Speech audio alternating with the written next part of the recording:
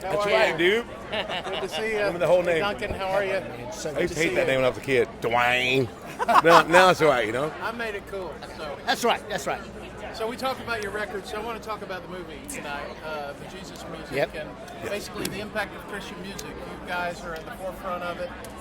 What do you think, what are your hopes for this movie as far as introducing it maybe to another audience or explaining No it? question about it. I hope people see this movie, and obviously, as Christians, I mean, I've watched it. I was like in tears. I laughed.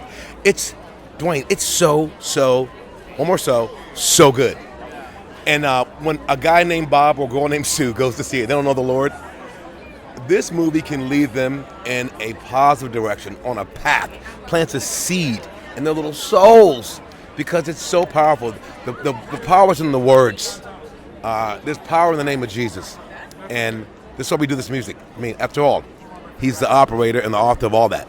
Well, I think this story has never been told before, and we're looking at 40 years of Christian music here, starting back from Larry Norman, Smitty, Amy, Kirk Franklin. I mean, it's across the board. It covers a broad spectrum of CCM. So I think for all those fans that have always wondered and realize that we're just regular people at the end of the day, we're people, right?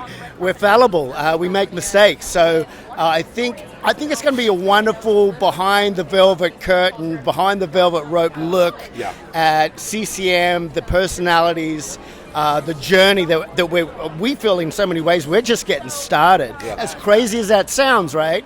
But you know, as we said earlier, we're working on a brand new record. Comes out October 1st. It's called Stand.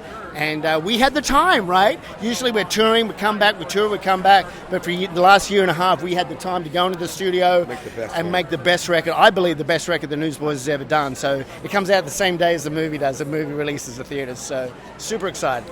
My first interview I told you was Going Public. I know, that's right.